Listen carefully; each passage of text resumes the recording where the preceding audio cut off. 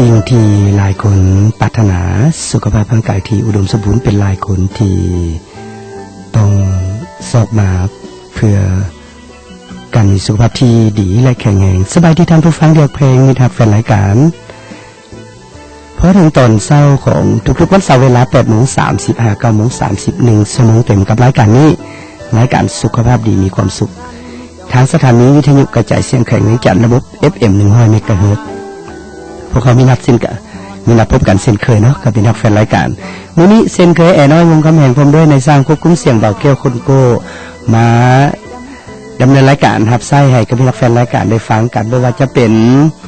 สาระน่าฮู้การเคลื่อนไหวอย่างงานสาธารณสุขการป้องกันพยาธิ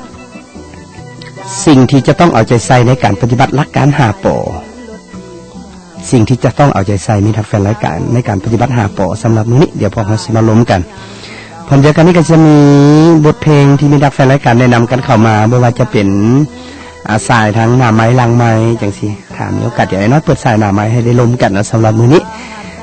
แต่ก็ถามข่าวกันเกี่ยวกับเรื่องการใช้ชีวิตหรือการดำรงชีวิตอยู่ในคงเขตดังกล่าวคงเขตความรับผิดชอบหรือคงเขตบ่อนเฮาอยู่เป็นคือแนวใดก็สิได้มานั่งล้มกันนะกับมีทักแฟนรายการเช่นเคยนั่นแหละท้องฟ้าแจ่มใสอากาศดีมีนักแฟนรายการเนาะมื้อนี้เนาะหลายคนก็บอกว่าลงทุ่งไร่ทุ่งนาจังสิแดดส่องเข้ามาแต่ซักๆน่ะเบาแก้วเนาะ ผู้ใดกินข้าวผู้ใดกินปลาผู้ใดกำลังแต่งอยู่ขอกินหรือว่าผู้ใดกำลังขับรถขับรางไปทางใดก็เป็นกำลังใจให้เด้อสำหรับมื้อนี้เด้อเป็นกำลังใจให้บ่ว่าจะเฮ็ดหยังอยู่ไสทางใดก็แล้วแต่ขอให้ท่านมีสุขภาพแข็งแรงมีสุขภาพร่างกายที่สมบูรณ์มีสุขภาพจิตใจที่สดชื่นมีสุขภาพทางด้านสังคมที่ล่าเริงเท่านี้พวกเขาก็จะมีความสุขอยู่อย่างพร้อมกันพบกันมื้อนี้เป็นมื้อวันที่11มิถุนายนกันละเดือน6เดือนนี้เป็นเดือนปลูกต้นไม้ทั้งเดือนเพิ่นว่าซั่นนะเป็นวันที่11มิถุนายน2016เป็นมื้อขึ้น7ค่ำเดือน7พุทธศักราช2559กันละบางคนชาวไร่ชาวนาชาวไร่ชาวสวนของพวกเขาบางบ่อนนี่เข้านาหวานนี่ขึ้นละบ่าวแก้วบางคนกับผู้ละทั้งคืบปลายแล้วว่าซั่นเนาะคนก็กำลังเสียหญ้าค่าหุ้นจังซี่หลายคนเอาใจใส่สวยชาวไร่ชาวสวนคือกันปลูกบักถั่วบักแตงกำลังขึ้นงามเนาะทั้งเขตนานินทั้งเขตเวิ้นสารเฮาเลาะกันไปเขตนี้ลงไปเขตทาซันนี่น่ะเลาะแคมน้ำเงินเฮานี่น่ะที่โถเพิ่นว่าซั่นกำลังกันผลิตโดยเฉพาะเป็นเห็ดหัวเห็ดสวนกันนี่แหละเนาะกำลังขึ้นงามเป็นกำลังใจให้เนาะบ่ว่าทางจะเฮ็ดอย่างที่ใส่ขอให้ได้ผลสำเร็จและก็ประสบผลสำเร็จในหน้าที่ของพวกท่านและก็ในความรับผิดชอบของพวกท่านกันแล้วกันขอให้ทุกท่านจงได้แต่สิ่งดีๆเข้ามาในชีวิตอันสำคัญนี่เพิ่นบอกว่ามีสุขภาพร่างกายที่แข็งแรงตลอดปีนะ2016ปีเดือนนี้เดือน6กันละหลายผลงานเพลงที่มีนักแฟนรายการโทรเข้ามาบางกี้นี่ก็สาย2 สายโทรเข้ามาเดี๋ยวน้อยกำลังเว้าอยู่ครับบ่ได้เนาะขอโทษกับมีนักแฟนรายการเด้เพราะว่าตอนนี้นางจัดรายการคนเดียวนี่นะบ่ทันมีผู้ใดมารับโทรศัพท์ให้ว่าซั่น เป็นยังบ่จ้างแน่ว่าซั่นเดี๋ยวน้อยขาดทางด้านทุน ทางแผนกสาธารณสุขแข่งคือกันเนาะทางวิทยุกระจายเสียงของเฮาก็คือกันนะพวกเฮากำลังซอกหาคันหากว่าไผต้องการอยากสมัครหรือว่ามีปัจจัยอยากจะเข้ามาให้พวกเขาช่วยทางด้านการประชาสัมพันธ์ทางด้านการโฆษณาสามารถเข้ามาพัวพันประสานงานได้เนาะเบาแก้วเนาะทางสถานีวิทยุกระจายเสียงแข็งจันทร์ของพวกเราระบบ FM 100 เมกะเฮิรตซ์หลายคนก็บอกว่าคือทอดไอ้น้อยว่าซั่นผลงานเพลงที่ขอไว้อาทิตย์แล้วนี่เป็นจังได๋ซั่นเนี่ยบ่เปิดให้แด้ว่าซั่นว่าไอ้น้อยก็บ่ฮู้ว่าเบาแก้วเปิดให้ผลงานเพลงใดแด้แน่ใดก็ตามเนาะบางเทื่อผลงานเพลงใดที่ขอมาบ่ทันได้ก็อย่าฟ้าน้อยใจ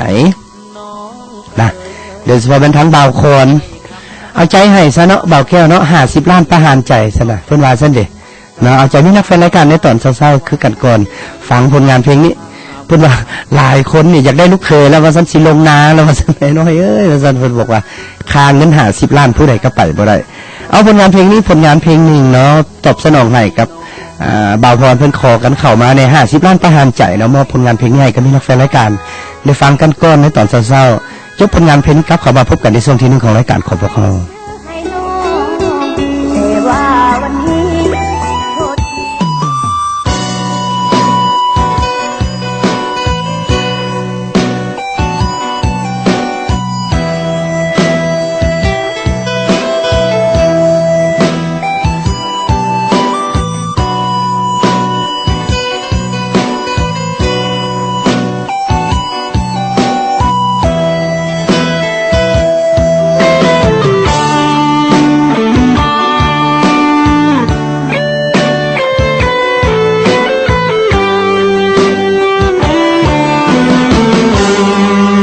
มีเงินหอด50 ล้านอย่าฝันเอาลูกสาวเพิ่น10 ล้านมันพอกระเทินจ่ายค่าเดินจักดองบ่พอทั้งค่าดนตรีสินสอดหอดค่าเหล้าค่าเบียร์อีกน้อคิดมาค่าขอจอลอนี่ละน้อพอกระเทินบ่งคำมาก่อน5 บาทถึกบาทละ5 ล้านกว่าอุกใจจนอายเจ็บหัวสิเอาผัวหรือสิเอาเงินฐานะน้องนางไฮโซไอ้คนโลมักลูกสาวเพิ่น10 ล้านมันพอกระเทินเพิ่นว่ามันบ่พอแก่เสียน้ำตา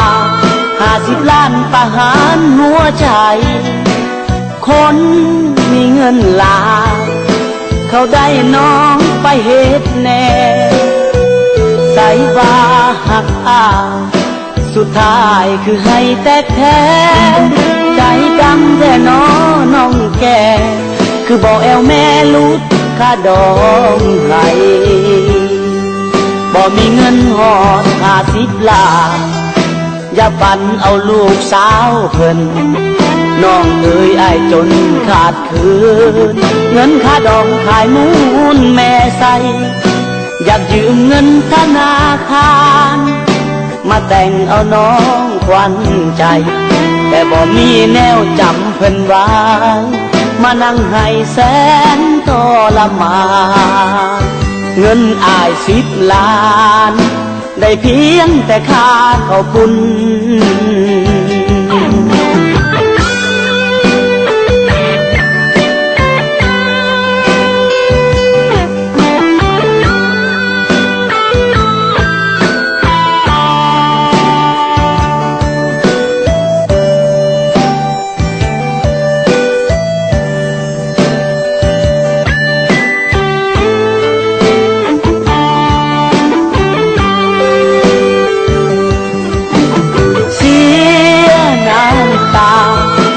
50 ล้านประหารหัวใจคนมีเงินหลายเขาได้น้องไปเฮ็ดแน่ใส่ว่าหักอ้ายสุดท้ายคือให้แตกแท้ใจดำแต่น้องแก่คือบอกแอวแม่ลุดค่าดองให้บ่มีเงินหอด50 ล้านอย่าฝันเอาลูกสาวเพิ่นน้องเอ๋ยอ้ายจนขาดคืนเงินค่าดองขายมูลแม่ใสอยากยืมเงินธนาคาร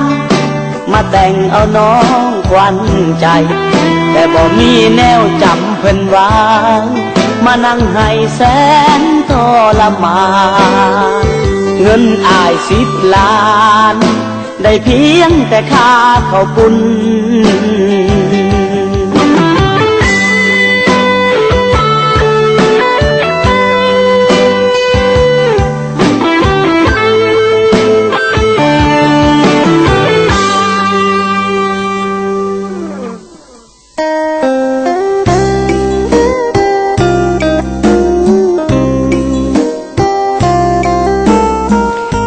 ล้านประหารใจมาเป็นความสุขความไม่บานมันซื่นให้กับนักแฟนรายการพวกเราได้ฟังกันในตอนเศร้าๆคืออย่างสีเนาะหลายผลงานเพลงที่มีนักแฟนรายการขอกันเข้ามาบ่ว่าบุญบ่หลายตายกลางครึ่งอย่างสีเนาะบ่มีเข้าเฮาก็อยู่ได้สิมีนักแฟนรายการแนะนำกันเข้ามาหลายๆผลงานเพลงสำหรับมื้อนี้เดี๋ยวไอ้น้อยก็สิพยายามเปิดให้กันแล้วกันบางคนก็บอกว่าเมื่อกี้ที่เพิ่นกระโทรต่อว่าได้เนี่ยเบาเกี้ยวเพิ่นบอกว่าเอ้ยน้อยขอผลงานเพลงก็เปิดให้เนี่ยเปิดหลายๆเด้ดูว่าสันติไอ้น้อยก็พยายามอยู่เนาะเพราะว่ารายการของพวกเราเป็นรายการเพื่อสุขภาพบางเทื่ออาจสิมีสาระบางเทื่ออาจสิมีการเว้ากันว่าพวกเขาก็มานั่งล้มกันจังซี่นะหรือว่ามีนักแฟนรายการอยากโทรกันเข้ามาล้มกันอยากโทรเข้ามาปรึกษาหารือเกี่ยวกับเรื่องการรักษาสุขภาพโทรเข้ามาล้มกันเกี่ยวกับเรื่องการป้องกันพยาธิไข้ยุงลายจ้ะหรือว่าไข้เลือดออกจังซี่ ก็สามารถโทรเข้ามาได้เรามีนักแฟนรายการถามกันได้ถามกันสดๆถามกันตรงๆเลยแหละถามกันทั้งหน้าไม้อย่างสิเนาะในช่วงที่พวกเขาเปิดสายหน้าไม้ในการใส่ใจสุขภาพให้มีนักแฟนรายการโทรกันเข้ามาโลดเนาะมือหนึ่งก็เอาจัก2-3เรื่องเอาจัก2-3อันจังสิละเนาะเพราะว่าพวกเขารายการของพวกเขามีแต่ทุกๆวันเสาร์เนาะเบาแก้วเนาะพวกเขากับบริมีถูกมืออันนั้นผลงานเพลงที่มีนักแฟนรายการโทรกันเข้ามาก็ได้เปิดกับซีมีในช่วงต้นช่วงทวงกลางและก็สิอาจที่เป็นช่วงท้ายจังสิเฉลี่ยและก็สิประมาณ5หรือ6จังสิหรือ4จังสิเนาะก็แล้วแต่เบิ่งว่ามือที่พวกเขามีเนื้อหาหรือว่าสิ่งใดที่พวกเขามานั่งล้มกันนั้นมันมีหลายพวกเขาก็ได้เปิดไปตามแต่ว่าก็ได้เอาใจดีนะแฟนรายการทุกภาคส่วนนั่นแหละเนาะทุกภาคส่วนแต่ทางนั้นทางนี้ถ้าจะให้เป็นการดีเนาะถ้าจะให้เป็นการดีที่สุดมีนักแฟนรายการโทรกันเข้ามาขอเพลงแน่อะไรก็ปรึกษาหรือกันได้เนาะถามข่าวเรื่องพยาธิที่มันเกิดขึ้นอยู่ตามบ้านตามเมืองของพวกเขาปัจจุบันนี่เป็นต้นว่าในการยอดยาโปลิโอนี่เดี๋ยวนี้ถ้าหากว่าในครอบครัวเขาบ่ได้ยอดเลยนี่มันสิเกิดยังขึ้นตัวอย่างคือจังสิหรือว่าทุกคนถ้ายอดแล้วบ่ครบ3เข็มนี่มันสิสร้างภูมิคุ้มกันได้บ่ตัวอย่างคือจังสิเนาะพวกเขามาแลกเปลี่ยนน้ำกันตัวอย่างคือลูกหลานของพวกเขานี่ถ้าว่าผู้ใดบ่ได้ซักยาเด้ความเสี่ยงมันสิเป็นแนวใดจังสิเนาะพวกเขาก็เอามานั่งล้มกันก็ได้อะไรในตอนนี้พวกเขาเข้าไปเว้าถึงการเคลื่อนไหวงานสาธารณสุขของพวกเขาก็คือนโยบายทางด้านสาธารณสุขของพวกเขาที่พวกเขาได้ดำเนินกันอยู่และก็ได้มีการปฏิบัติอย่างต่อเนื่องเกี่ยวกับการจัดตั้งปฏิบัติงานสาธารณสุขของพวกเขานี้มีทางแฟนรายการพ่อแม่ประชาชนบ้านเราของพวกเขารู้ว่าเวียกงานสาธารณสุขเป็นเวียกงานหนึ่งที่สำคัญและเป็นเวียกงานหนึ่งที่เป็นเวียกใจกลางเป็นเวียกของมนุษย์ทุกๆคนที่พวกเขาจะต้องได้พร้อมกันจัดตั้งปฏิบัติพร้อมกันรับผิดชอบและพร้อมกันเป็นเจ้าการในการอยู่ร่วมกันในสังคมเฮานี้เพราะว่าการอยากได้มาซึ่งสุขภาพดีนั้นมันบ่เพียงแต่พวกเขาจะเฮ็ดได้อยู่ในครอบครัวเฮาครอบครัวใดครอบครัวหนึ่งพวกเรายังมีความจำเป็นจะต้องได้อยู่ร่วมกันในสังคมเพราะฉะนั้นการเกิดขึ้นของสภาพแวดล้อมหรือการอยู่ร่วมกันในสังคมนั้นพวกเขาจะเฮ็ดแนวใดเพื่อให้สภาพแวดล้อมของพวกเขาในสังคมที่พวกเขาอยู่นั้นมีความปลอดภัยสามารถปราศจากได้เชื้อพยาธิที่จะเกิดขึ้นโดยเฉพาะเป็นพยาธิไข้ยุงลายพยาธิท้องท้องเพราะฉะนั้นในอาทิตย์ที่ผ่านมานี้เราในต้นเดือน6หรือว่าต้นเดือนมิถุนายน2016นี้ทางแผนกสาธารณสุขแขวงเวียงจันทน์ของพวกเขาและก็ทางภาคส่วนแขนงไข้ยุงก็ได้พร้อมกันลงจัดตั้งปฏิบัติหลักการ5 ป.ของบรรดาเมืองว่าง่ายๆก็คือมีการกวดคืนมีการเช็คคืนเกี่ยวกับการจัดตั้งการปฏิบัติหลักการ5 ป.ตามคำสั่งแนะนำของท่านเจ้าแขวงเวียงจันทน์ก็คือแจ้งการในการดูแลเอาใจใส่ของรัฐมนตรีกระทรวงสาธารณสุขของพวกเขานี้เพราะฉะนั้นการทบทวนคืนหรือการกวดคืนนี้ก็เห็นว่าบรรดาเมืองต่างๆอ้อมข้างแขวงเวียงจันทน์ของพวกเขาก็ได้มีการสมทบกับอำนาจการปกครองเมืองขันบ้านได้มีการลงโฆษณาหรือกวดกาคืนหนอนน้ำยุงลายแต่ละบ่อนนี้พร้อมเดียวกันนี้ก็ได้มีการกวดเช็คอุปกรณ์ที่จะหับไส้ให้เพื่อป้องกันการเกิดขึ้นหรือว่าเพื่อปราบปรามยุงตัวแก่ที่เกิดขึ้นอยู่ตามชุมชนตามหมู่บ้านของพวกเรานี้โดยทางทีมงานวิชาการก็ได้เบิ่งเอาจักพ่นยาต่างๆนี้เนาะที่พวกเราได้รับจากการช่วยเหลือจากหลายภาคส่วนและก็จากอำนาจการปกครองแข่งของพวกเราแน่จากการช่วยเหลือขององค์การจัดตั้งสากลนำได้มีการกวดเช็คคืนเกี่ยมพร้อม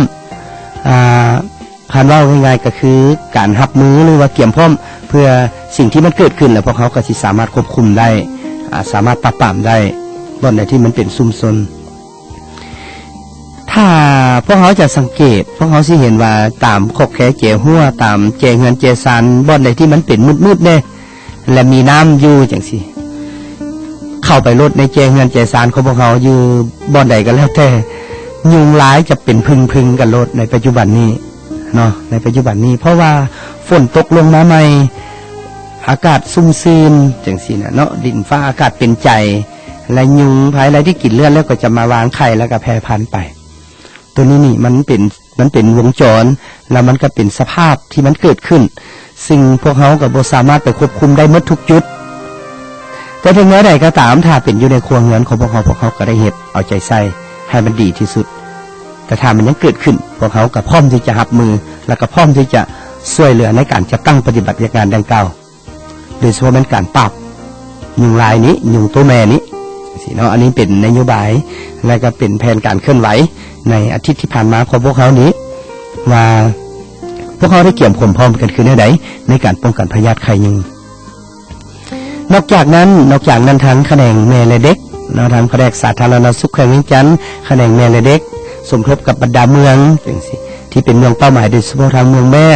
ก็ได้มีการลงสร้างน้ำหนักให้กับเด็กน้อยเมืองแม่เมืองเฟืองเมืองนื่นเนาะที่เป็นเมืองเป้าหมายของพวกเขานี้ทางทีมงานก็ได้ลงไปทางทีมงานวิชาการก็ได้ลงไปกวดเช็คสุขภาพของแม่หญิงและเด็กน้อยอยู่ในบ้านของพวกเขาพร้อมยึดกับสั่งประเมินการเติบใหญ่ของเด็กนั้นยังสังเกตเห็นว่าเด็กน้อยของพวกเขานี้เด็กน้อยลาวเขานี้โดยเฉพาะอยู่ในแขวงเวียงจันทร์ของพวกเขานี้ยังมีกรณีน้ำหนักต่ำกว่าแล้วว่าล่วงสูงน้ำหนักจังสิเนาะต่ำกว่ามาตรฐานยังต่ำกว่ามาตรฐานก็คือ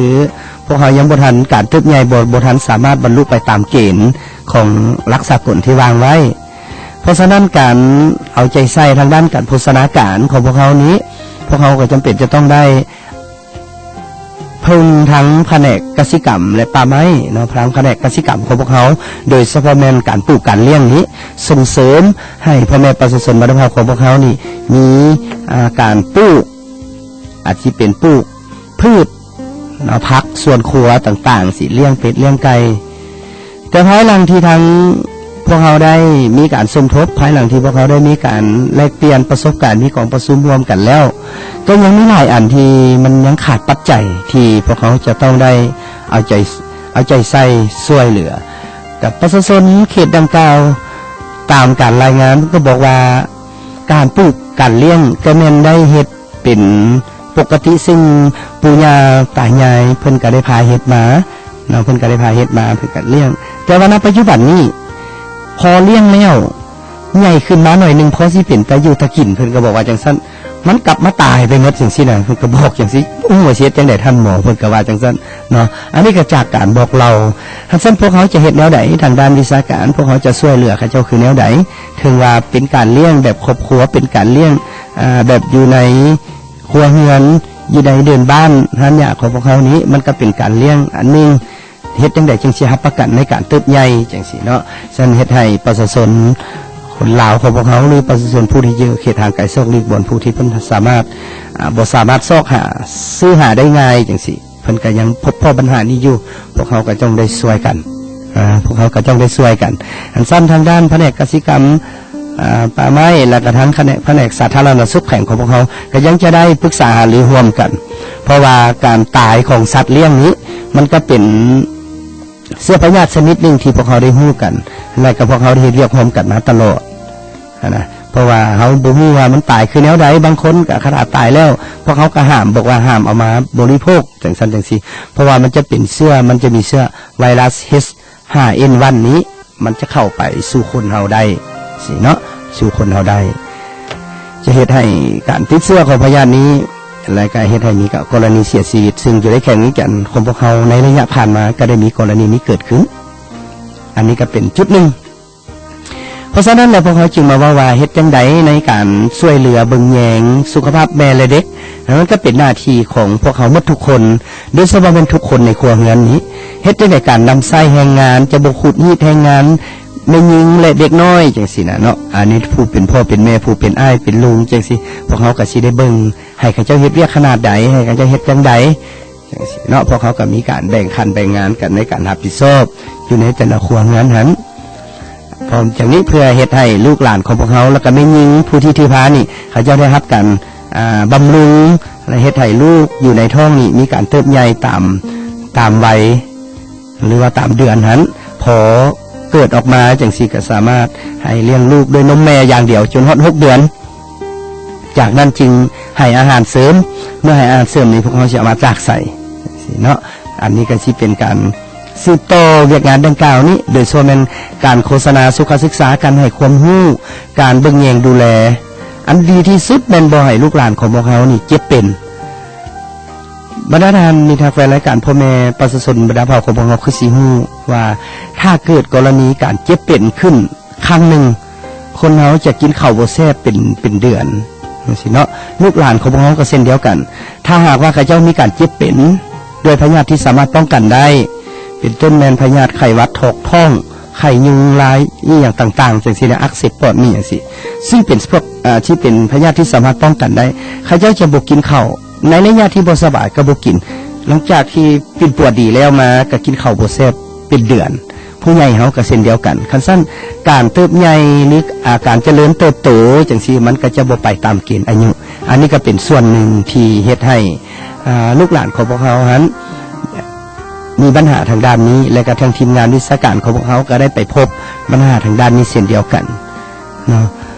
เพราะฉะนั้นจึงว่าการเคลื่อนไหวเวียกงานสาธารณสุขของพวกเขาอีกจุดหนึ่งที่สำคัญนั่นก็แม่นการ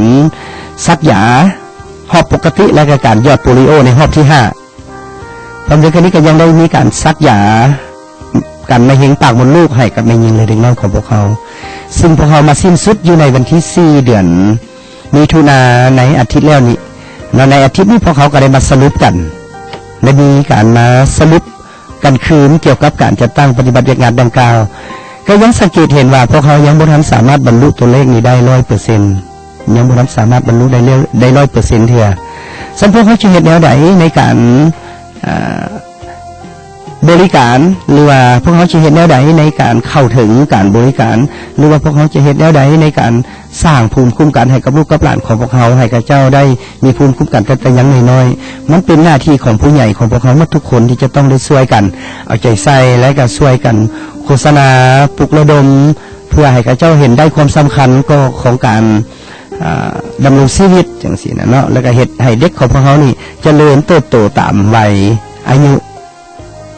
พวกเขาจำเป็นจะต้องได้ช่วยกันและก็ปรึกษาหารือกันในการจัดตั้งปฏิบัติงานดังกล่าวนี้บางเดือนทางทีมแพทย์ของพวกเขาอาจจะไปตอนเช้า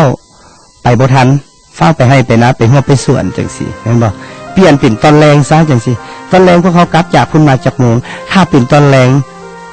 พวกเขาก็เว้าถึงแสงสว่างบางจุดก็มีแสงสว่างหน่อยทางเส้นการไปกันมาก็จะบ่สะดวกพวกเขาก็ได้มาคิดน้ำกันเนาะหลายคนก็บอกว่ามาซักตอนแรงจังซั่นจังซี่แต่พวกเขาเห็นว่าการบริการทางด้านสาธารณสุขของพวกเขาในการบริการนอกสถานที่นี้มันก็มีความยุ่งยากมันก็พบข้อหลายสิ่งหลายอย่าง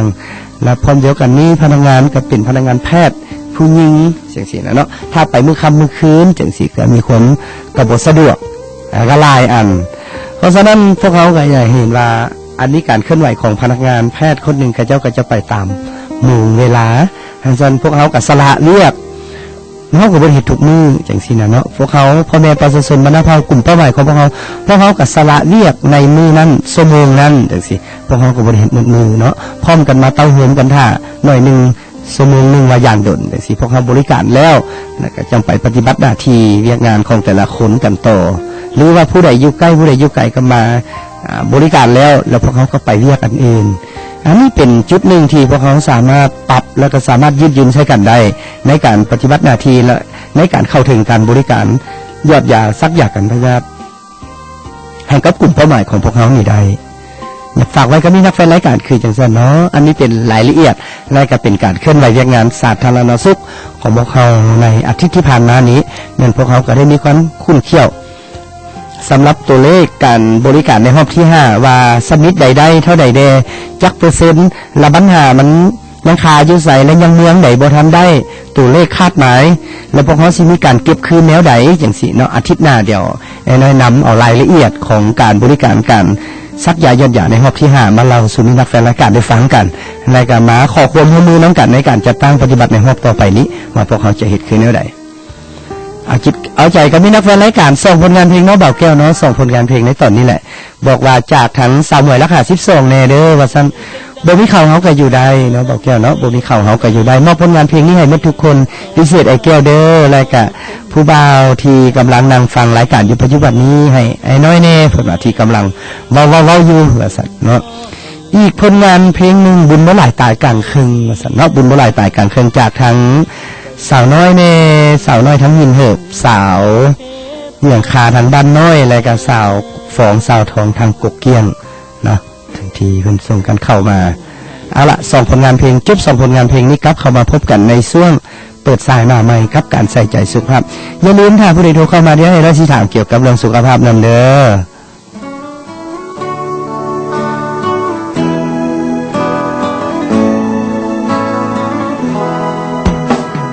เห็นแววตาเศร้าๆก็พอจะรู้ว่าเจ้าอกหักคงจะถือคนหาทำหายใจก็เห็นกันมาตั้งนานบ่เคยเห็นเจ้านั่งร้องไห้แต่วันนี้ต้องมาเสียใจจนมีน้ำตาถ้าพี่เป็นแบบนี้ก็คงเสียใจจะทนรับได้อย่างใดถ้าเป็นอย่างนั้นหลายคนก็เคยเจ็บ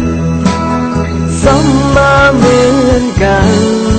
เมื่อถึงคนหักเขานั้นเขามานอกใจอยากจะเซ็ดน้ำตาซ้ำๆจากคนใจดำที่เหตุให้เจ้าเสียน้ำตาต้องเจ็บใจแบบนี้จงลืมมันไปกับคนหลายใจคนใจดำในเมื่อมันเจ็บนะก็อย่าไปจำให้เจ็บปวดหัวใจให้มันจบไปอย่าไปเสียดายกับคนแบบนี้วันข้างหน้าคงได้พบคนที่ดีลืมความเสียใจในวันนี้แล้วเริ่มต้นใหม่ฟ้าที่มันมืดดำบ่โดนคงสดใสชีวิตเราต้องก้าวต่อไปในวันข้างหน้า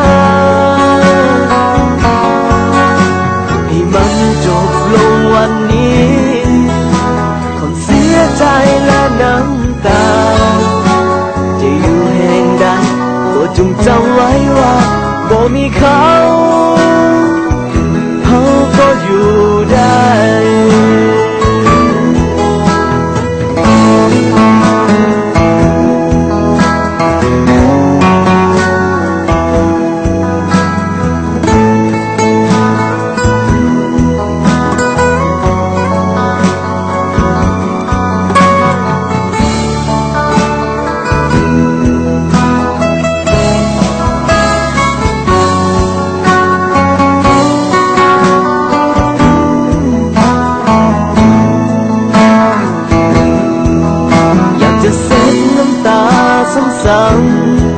จากคนใจดำที่เหตุให้เจ้าต้องเสียน้ำตาต้องเจ็บใจแบบนี้ต้องลืมมันไป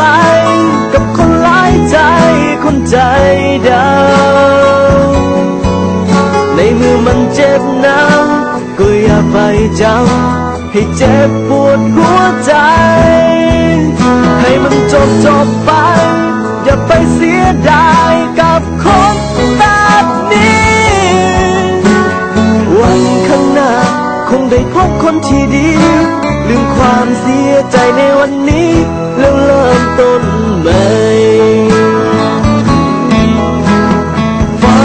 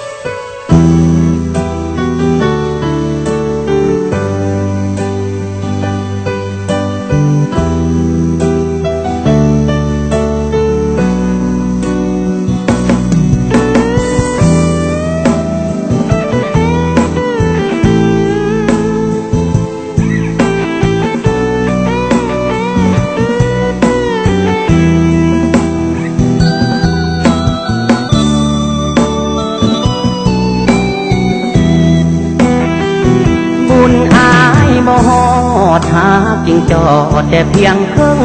ทางโศกดีเด้อนวลนางอย่าลมกลางทางคืออายให้เจ้าถึงฟังสมหวังเถิดนาสามใบบุญอายมันบ่ลายยิ่งตายกลางทางกลางเคืองหากหวานเลื่อนเลิงเดี๋ยวนี้เปลี่ยนเป็นคมคืนคนหักกายเป็นอื่นทงเงินตื่นเกิดมีปัญหาแพ่หนุ่มเศรษฐีมีลิกิจากอเมริกาเขาใส่เงินดอลลาร์อายหมดปัญญาสิไปแข่งขันบุญอายบ่ฮอกอดเจ้าเอาไว้บ่มันย้อนบุญแพ้อายสั่นเป็นน้ำแทนปันให้เกิดมาจนบ่มีเก่งขี่กอดเจ้าบ่ดีก็เลยหล่นเป็นย้อนสวรรค์เล่นกลเสกอายให้คนคมคืนสุขเถิดควันยืนอายคือสิบืนบ่เจ้าเป็นเพียงหมาหอนเห่ารักษาเจ้าเรื่องความปลอดภัยส่วนเจ้าถึงฟังอายลมกลางวังแม่น้ำใหญ่หากเจ้าแห้งปานได้คือสิบ่ได้ย้อนบุญอายบ่ถึง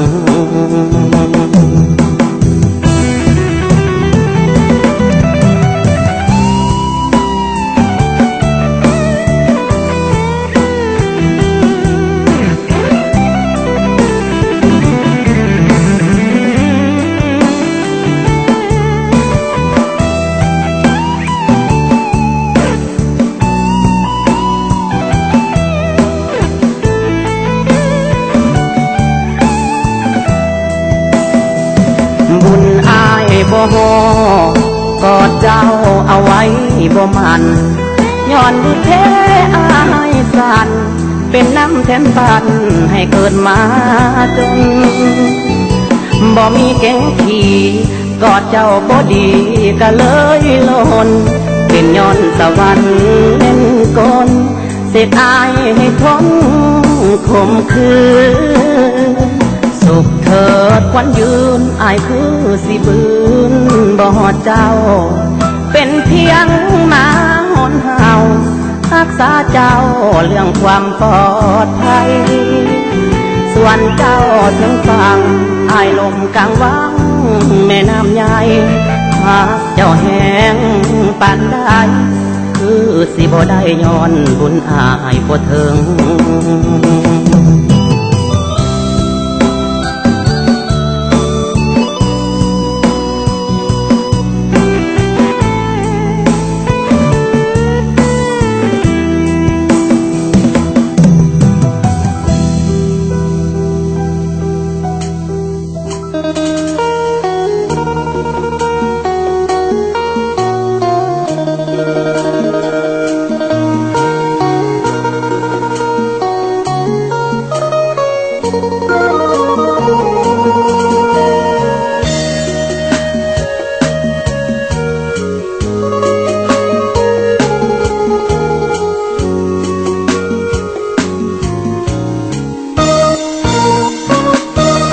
หลวงน้ำทายินเขาสามาดนแล้วล่ะว่าสาวสวรรค์นั้นนาเสียน้ำตาจนได้บ่าวเวียงจันทร์เพียงได้หูข่าวอายสุดปวดร้าวตามหนอแจ่มจันขอเสร็จน้ำตาเสียจมวันแม่สาวสวรรค์สิได้บ่นะถึงตัวหาใจจิตใจอายยังมุ่งมันห่วงแต่สาวสวรรค์จนตัวอายมันสั่นอยากไปสวยนาไปสวยลาที่ผิดหวังกราบวิงวอนผัดอาติงหังช่วยเป็นพยานให้หาควันแทน หัวเมืองเซโนแห่งสวรรค์นาเขตนั้นหาสาวซื้อบัวพัน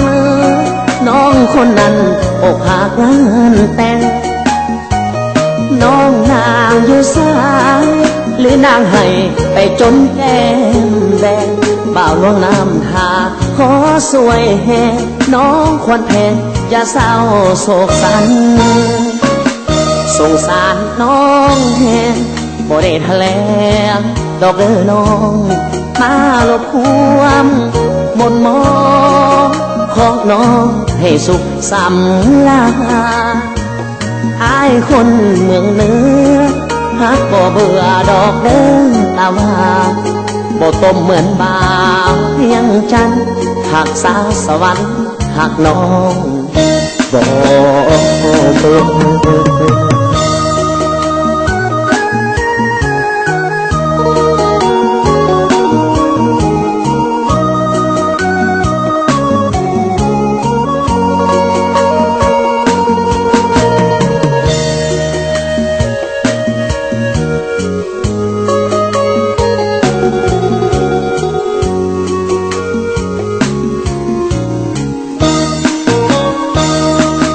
ื่อเซโนแห่งสวรรค์นาเขตนั้นหาสาวซื้อบัวพันน้องคนนั้นอกหักงานแต่งน้องนางอยู่สายหรือนางให้ไปจนแก้มแดงบ่าวลวงน้ำทาขอสวยแห่น้องควรแพ้อย่าเศร้าโศกสันสงสารน้องแห่บ่ได้แถลงดอกเด้อน้องมาลบหวมมนมองของน้องให้สุขสำลาอายคนเมืองเหนือฮักบ่เบื่อดอกเด้อตาว่าบ่ต้มเหมือนบ่าวเพียงจันทร์หักสาวสวรรค์หักน้องบ่เบื่อ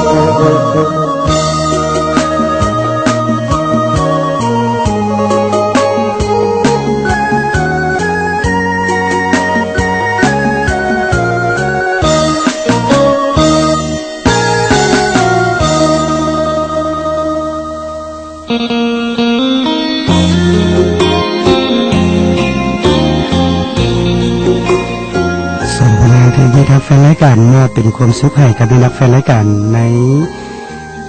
รายการสุขภาพดีมีความสุขของพวกเขาหลังจากที่พวกเขาได้มาเล่าถึงการเคลื่อนไหวอย่างงานสาธารณสุขหรือว่าถึงผลสำเร็จของการเคลื่อนไหวอย่างงานสาธารณสุขของพวกเขามาในระยะหนึ่งนั้น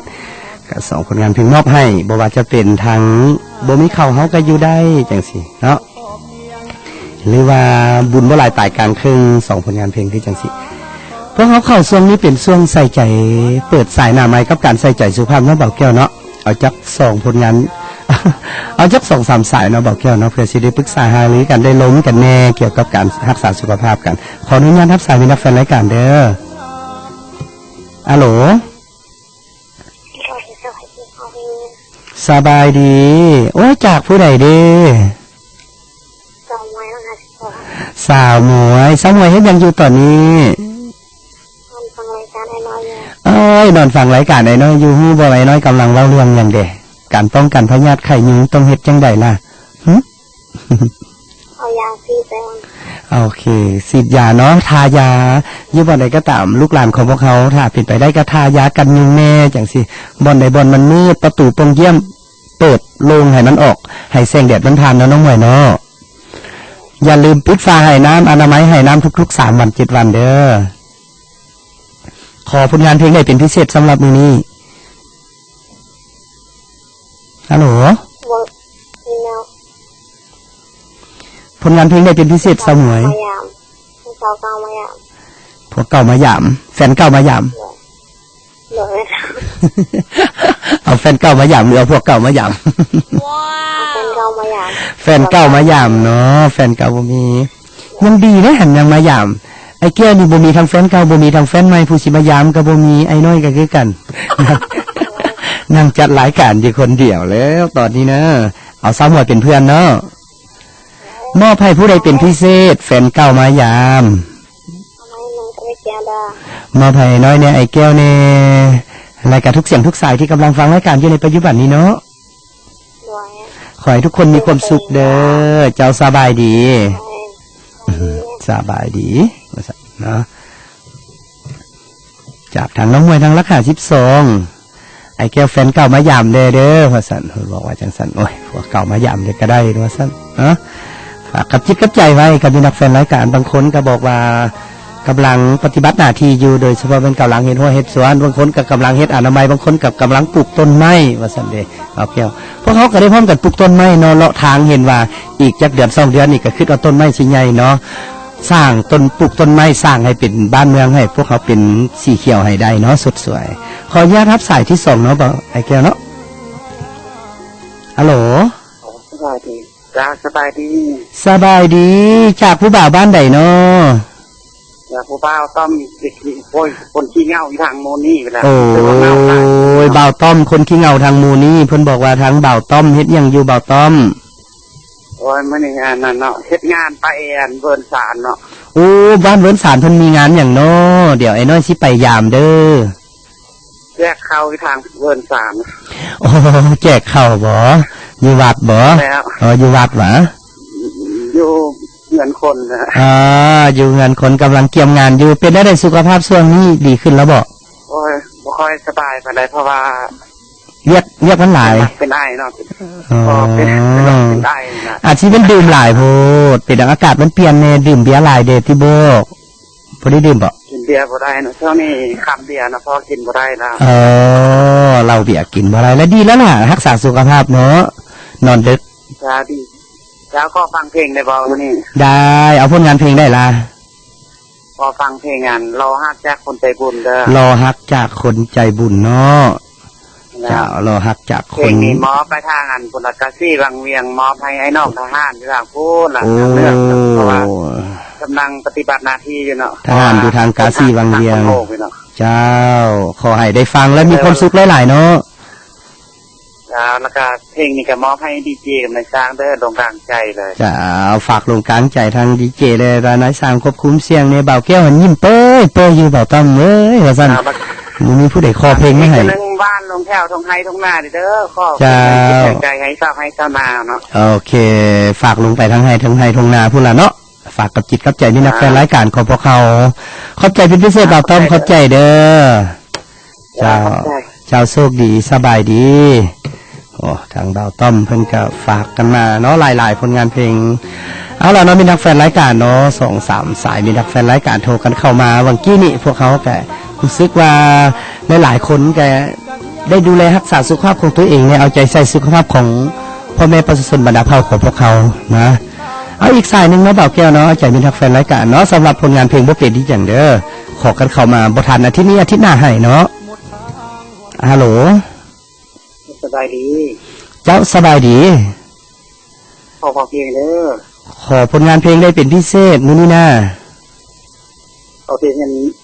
น้ำตาเศร้าเก่าเด้อ น้ำตาสาวเก่าเนาะโอ้ยน้ำตาสาวเก่าฝากให้ผู้ใดเป็นพิเศษน้ำตาสาวเก่า นี่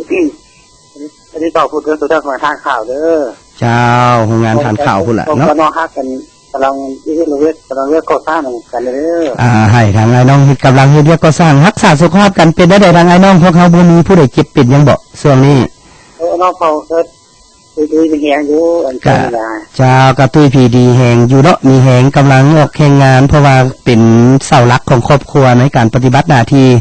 รักษาสุขภาพได้โดยเฉพาะเป็นการป้องกันพยาธิไข้ยุงต่างๆเนาะอยู่ทางเขตของพวกเขาโดยเฉพาะเป็นอยู่แคมป์ทางโรงงานทานข้าวจังซี่เนาะ ท่านโรงงานท่านข่าวเด้อ เจ้า ข่าวข่าวทางถามว่าน้อยเด้อ มอบให้ทั้งสาวขาบ้านน้อยพุ่นล่ะเนาะสาวขานี่เฮ็ดอีหยังอยู่เนาะตอนนี้เนาะว่าซั่นกำลังแต่งกินอยู่เพิ่นบอกว่าจะซั่นฝากไปทางโรงงานทานข้าวเด้เนาะเจ้าขอบใจเดี๋ยวฝากลอยลมไปให้กันแล้วกันฮะ เพื่อสอนสำนักเด้อ เจ้า นี่เพื่อสอนใจเนี่ยสร้างเด้อกับมัน เจ้า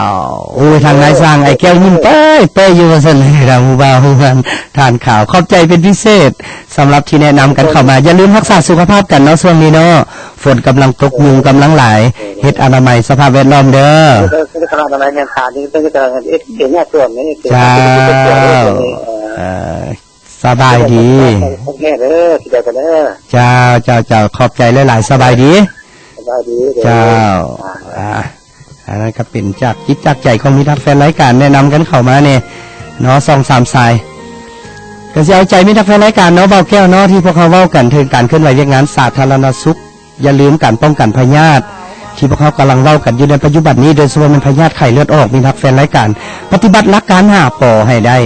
นั่นก็คือปกปิดภาชนะที่บรรจุน้ำเปลี่ยนทายภาชนะที่บรรจุน้ำทุกๆ3 วัน5 วัน7 วันจะต้องเปลี่ยนถ้าบ่เปลี่ยนวันที่3ต้องเปลี่ยนวันที่5ถ้าบ่เปลี่ยนวันที่5ต้องเปลี่ยนวันที่7ต้องเฮ็ดให้ได้ถ้าหากว่า7 วันบ่เปลี่ยนยุงที่ไปวางไข่ใส่จะกลายเป็นตัวแก่แล้วบินไปกัดคนเฮากัดลูกกัดหลานของพวกเฮามีทักแฟนรายการเนาะอันที่พวกเขาสามารถเปลี่ยนถ่ายได้ปล่อยปลาหางนกยุงใส่หรือว่าปลาชนิดใดก็ได้ที่มันกินนอนน้ำยุงลายได้เนาะปล่อยลงไปอันที่4มันปรับปรุงสภาพแวดล้อมคือมีทักแฟนรายการได้โทรกันเข้ามาพวกเขาก็กำลังเฮ็ดอนามัยปลูกต้นไม้ทางใบหญ้าต่างๆจังซี่นะเนาะบ่ให้มันมีการหกเหื่อจังซี่ได้และอันที่5มาปฏิบัติถ้าพวกเขาว่ามาทั้ง1 2 3 4บ่ปฏิบัติเป็นไปบ่ได้เนาะบอกแก้วเนาะเป็นไปบ่ได้หันสันเฮ็ดจังได๋ในการป้องกันไข้ยุงลายของพวกเขานี้บ่ให้มันเกิดขึ้นพวกเขาจุ่มพร้อมกันเอาใจใส่ในการจัดตั้งปฏิบัติส่งผลงานเพลงในตอนนี้เอาใจมิตรฮักแฟนรายการก่อนเนาะจากทางมิตรฮักแฟนรายการแนะนำกันเข้ามาอยู่ในนี่ทั้งสาวน้อยเน่เพิ่นโทรกันเข้ามาแล้วก็สิเป็นทั้งบ่าวโรงงานบ่หินข่าวเน่เนาะเพิ่นบอกว่าน้ำตาสาวเก่าได้เด้อว่าซั่นและอีกผลงานเพลงหนึ่งเอาเบาต้อมเนี่ยเป็นผลงานเพลงสุดปิดท้ายในรายการซะเนาะอีกผลงานเพลงหนึ่งเบาแก้วจากน้ำตาสาวเก่าแล้วเพิ่นบอกว่าจากทั้งสาวน้อยทาราชนี่นะเพิ่นบอกว่าให้น้องเหงาดีกว่าเขาเจ็บว่าซั่นเนาะให้น้องเหงาดีกว่าเขาเจ็บส่งผลงานเพลงในตอนนี้มวนๆกันก่อนแล้วกลับเข้ามาพบกันช่วงสุดท้ายของรายการของพวกเรามีเงินสาวเข้าสารและไข่ใส่ผ้า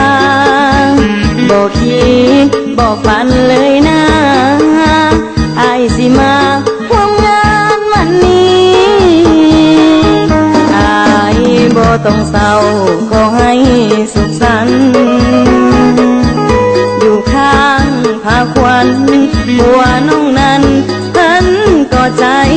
ดีบุญเฮาบ่ถึงศาสนาก่อนเด้อถ้ามีมองยิ้มแต่ใจนั้นตีมันมีห้อยหยาดน้ำตาอายมามัดแขนสายแน่นเฮาบ่ถึงกันหัวใจน้องสั่นเป็นอายนั้นมีหยดน้ำตามัดแขนเอาลูกคำอวยพรที่อายให้มาขออุ้มลูกบ่มีปัญหาเพิ่นบ่ว่าเสิร์นอุ้มรถอายแฟนเก่ามายามว่าน้องสุขีหลังเลิกงานนี้เฮาฮักกันเป็นน้องเป็นอายส่วนแม่นึงมองน้องสิจงปาให้ลูกชายลูกใส่พอดียามใดสิบอกเขาให้ว่าเอาต่อ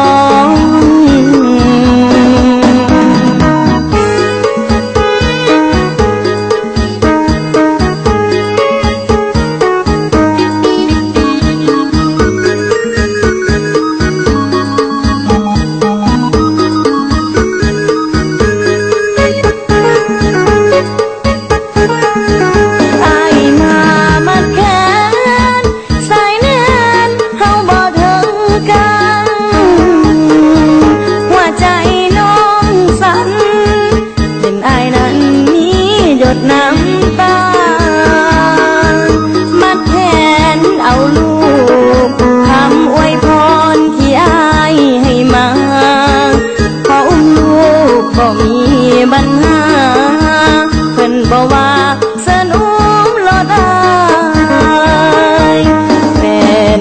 มายามว่าน้องสุขีหลังเลิกงานนี้เฮาหักกันเป็นน้องเป็นอายส่วนแม่นึงน้องสิจงป่าให้ลูกชายลูกใส่พอดียามใดสิบอกเขาให้มาเอาตอง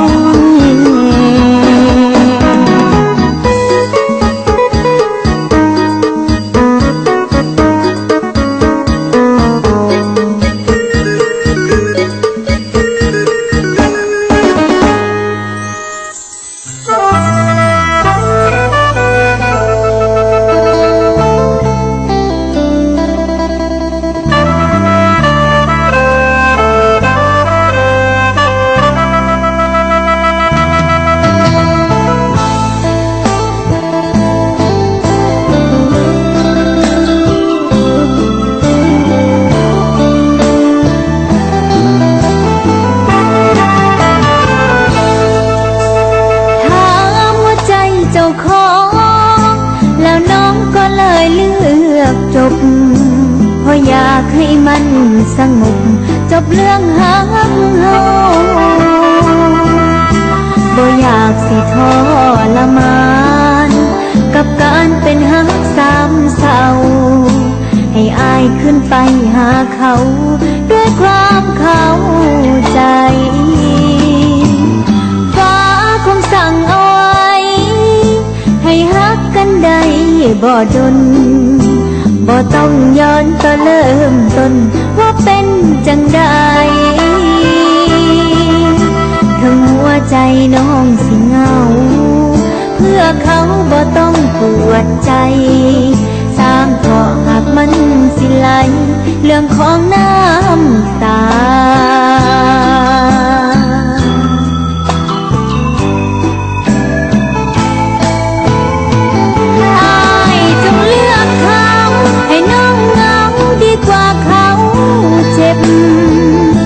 ทุกความหนาวเหน็บให้มันเกิดกับใจน้องสาโทษน้องที่ใจซับซ้อนสิยอมเป็นคนบอกลาให้อายลืมน้องไปซะอายอย่าทิ้งเขาทั้งมื้อนี้สิเหงาให้ฮักของเฮามันจบทุกเรื่องนั้นคงสงบลงด้วยสองเฮาอย่าต่อเวลาอีกเลยอ้ายเอ๋ยจงลืมเรื่องเก่าเพราะน้องรู้ดีว่าเขานั้นฮักอ้ายแน่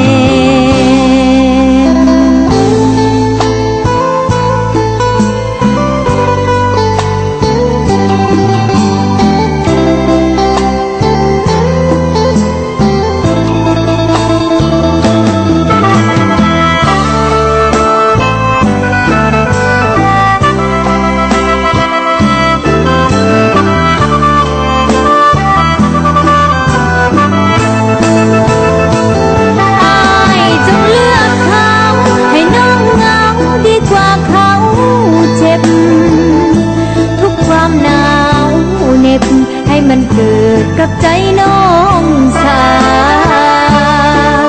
โทษน้องที่ใจซับซ้อนสิยอมเป็นคนบอกลาให้อายลืมน้องไปซะอายอย่าทิ้งเขาทั้งมื้อนี้สิเหงาให้ฮักของเฮามันจบทุกเรื่องนั้นคงสงบลงด้วยสองเฮาอย่าต่อเวลาอีกเลยอ้ายเอ๋ยจงลืมเรื่องเก่าเพราะน้องรู้ดีว่าเขานั้นฮักอ้ายแน่น้องสิอยู่กับเงาให้เขาอยู่กับอ้ายเด้อ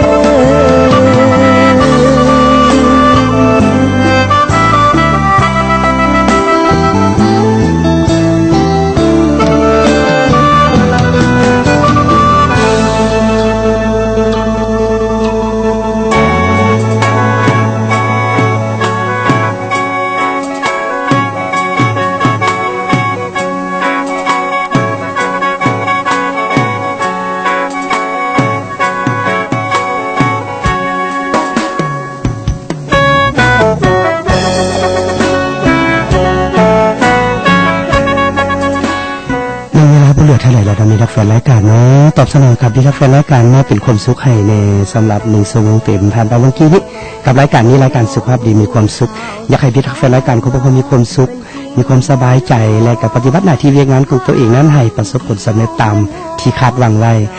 ขอให้ทุกๆคนมีความสุขกันแล้วกันอย่าลืมปลูกต้นไม้ในเดือน6เนาะเดือนมิถุนาเป็นเดือนปลูกต้นไม้พวกเขาเริ่มมาตั้งแต่วันที่1พุ่นละพวกเขาเห็นตามสายทางปลูกต้นไม้ในวันนี้เพื่อชีวิตจะสดใสในวันหน้าก็คือรักษาสุขภาพของพวกเขาในมือนี้เพื่อชีวิตที่ดีในมือหน้าต่อไปขอความสุขดีกับมีนักแฟนรายการลากับด้วยผลงานเพลงนี้เราฮักจากคนใจบุญเนาะจบได้เท่าใดก็เอากันแล้วกันเนาะเราฮักจากคนใจบุญจากผู้บ่าวต้อมเพิ่นโทรกันเข้ามาทางสายหน้าหมายมอบเป็นความสุขให้กับมีนักแฟนรายการจบผลงานเพลงนี้ลงเวลาใดผู้ดำเนินรายการต้องลามีนักแฟนรายการไปก่อนพบกันใหม่วันเสาร์หน้าสบายดีสำหรับวันนี้